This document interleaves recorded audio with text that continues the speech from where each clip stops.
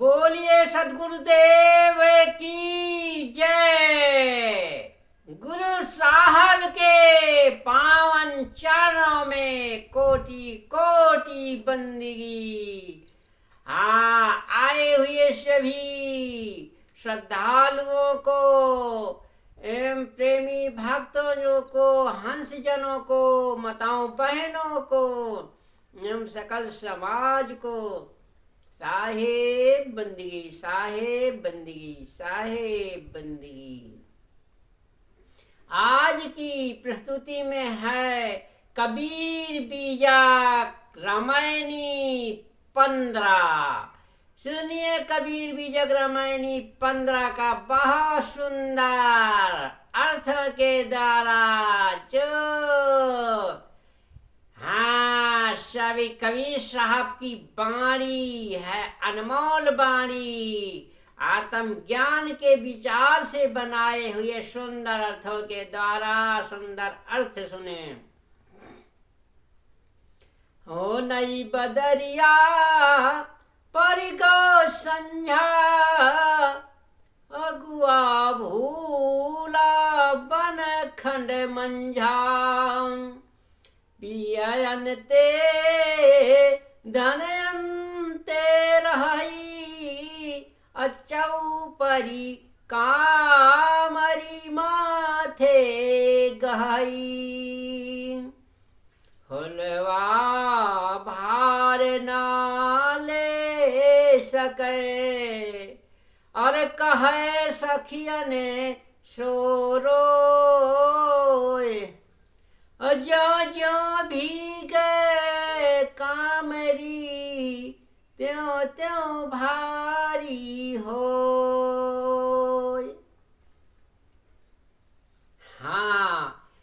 देखिए सदगुरु कबीर साहब की वाणी सुंदर, लौकिक पालौकिक से अर्थ के द्वारा सुनिए। आत्म ज्ञान, तत्व विचार, तत्वदर्शी ज्ञान सुनिए, जब बहुत ही जीवन में ज्ञान का उज्ज्वला लाने वाला सुंदर मार्मिक ज्ञान सुनिए। ओनई बदरिया पर गौ संझा। ओनई हमारे जीवन में जो है, जैसे आसमान में बादल जो है ओने आते हैं, छा जाते हैं, इसी प्रकार मनुष्य के जीवन में ओनई बदरिया, अज्ञानता रूपी बदरिया जो है आकर के छा गई। और पर गौ संझा, बदरिया जहाँ आ गई तो अंधकार हो जाता है, सूर्य का प्रकाश ढल गया, अंधकार आ गया। इसी तरह मानव जीवन में हमारे अंधकार, अज्ञानता रूपी अंधकार आ गया। हमारे जीवन में जो है अंधेरा छा गया, अज्ञानता का अंधेरा आ गया। तो साहिब कहते हैं कि अगुआ भूला बन खंड मंझा। और जो है पद दर्शक पाए, ये सत्य पथ को दिखाने वाले जो नाना पंथ के अगुआकार गुरुआ लोग हैं, वो जो है बाड़ी जाल के घने जंगल में जो है भूले पड़े हुए हैं। वेद शास्त्र 18 पुराण के भागवत गीता में उलझे पड़े हुए अगुआ भूला बन खंड मंझा। ये संसार के वेद वाणी के घने जंगल में, जैसे अघोर जंगल होता है वन में, ऐसे वेद वाणी के घने जंगल में भूल गए। हम सत्य और असत्य का विचार ना कर पाए। अपने जीवन में वही भ्रम संशय रूपी मथानी को मथते रहे, चलाते रहे जीवन में। मथ मथ के मक्खन नहीं निकाल पाया, सार बस्त नहीं समझ पाया। इसलिए साहब कहते हैं कि अगुआ भोला बन खंड मंझा। जब स्वयं पद दर्शक गुरुआ लोग भूले हुए हैं तो हमें हमारे जीवन को कैसे वो जो है भाव सागर से मुक्त कर सकते हैं। भाव नाम भाव सागर भगना भग रूपी भाव सागर से जो निकाले वही जो है सच्चा सदगुरु है। इस संसार में भग रूपी भाव सागर में सारा जीव पड़ा हुआ है। इसे भाव चक्र भाव कर्म जाल भाव जाल माँ फसो चूतिया चित्त अज्ञान जो इस रहस्य का वही है गुरुमुख। चाहे इस रहस्य को जान जाए वही सच्चा गुरुमुख है। गुरुमुख कहलाता है। गुरुमुख बनो मनमुख बन मत बनो। हाँ, आपने सुना होगा पारखी बाबा रमाशंकर साहब के प्रवचन सुना होगा। कितना झाड़ झाड़ के संदेशा देते हैं कि झाड़ झाड़ के झाड़ू लगा देते हैं। इसी तरह जो सदगुरु होते हैं वो झाड़ू लगाते रहते हैं कि कोई कचरा इस जीवन में ना आने पाए, अज्ञानता रूपी कचरा ना आने पाए और जीवन जो है स्वच्छ निर्मल पवित्र बना रहे। इसलिए इस जीवन चक्र को ऐसे चलाना है, झाड़ू लगाते रहिए हमेशा। या कूड़ा करकट दूर बहावे, या सदगुरु का पूरा ज्ञान समावे। जब अज्ञानता रूपी हम कूड़ा करकट को दूर भागा देंगे तब सदगुरु के वचन समझ में आएंगे। और जब कूड़ा करकट को अंधविश्वास अज्ञानता को भी भरे रहेंगे तो सदगुरु के वचन समझ में नहीं आएंगे। इसलिए पहले भ्रम को त्यागो तब सत्य ज्ञान का लख पाओ।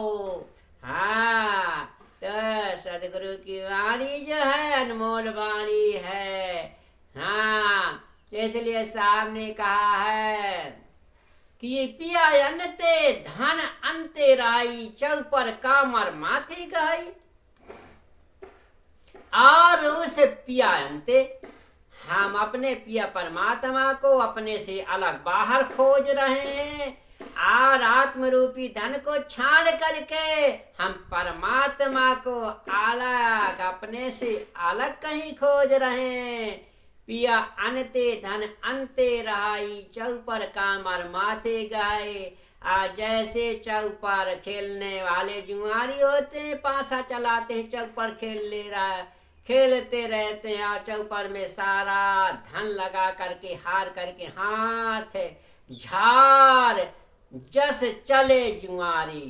तो इसी प्रकार से मानो चोला पा करके हाथ झाड़ करके जस जुआरी चला जाता है, ऐसे मनुष्य चोला में हम पा करके अज्ञानता में ही फंस करके सारे जीवन को हाथ झाड़ के चले देते हैं और 84 के बाजार में चले जाते हैं।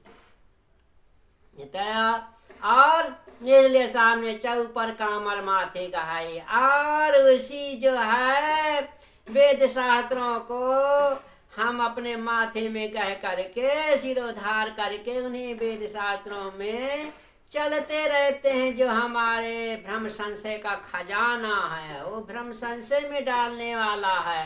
इसलिए हमें सार वस्तु को ग्रहण करना है। फुलवा भार न ले सके कह सकियन से रोय। अरे फुलवा भार न ले सके, हाँ, ये आत्मा जो है हमारी फुलवा के समान है। फुलवा भार न ले सके, ऐसे संसारिक कामनाओं का भार नहीं लेती है आत्मा। राग द्वेष ईर्ष्या को नहीं ग्रहण करती। हाँ, फुलवा भार ना ले सके कह सकियन सी रोय। संसार के हम अज्ञानी पुरुषों से रो रो करके कहते रहते हैं कि हमारे परमात्मा नहीं मिलते, हमारा खजाना कहाँ है। फुलवा भार न ले सके कह सकियन से रोय। और संसार से पूछते फिरते हैं हमें जब सच्चे सदगुरु मिल जाएंगे तो हमारा पूछना खत्म हो जाएगा और गुरु हमें सच्चा मार्ग बता देंगे। इसलिए ज्यो ज्यो भीगे कामरी त्यों त्यों भारी हो, और ज्यो ज्यो भीगे कामरी ज्यो ज्यो हमारा जैसे कमल होता है, जो जो पानी में भिगो वजनदार होता है, इसी तरह जो जो हम भ्रम संशय में पड़ते हैं त्यों त्यों ये हमारा जीवन का भारी बोझा बन जाता है। इसी बोझा को लादते लादते त्यों त्यों भारी हो, त्यों त्यों ही ये जीवन भारी हो जाता है, भारी हो करके इसी भाव सागर में डूब जाता है। बोलिए सदगुरु देव की जय।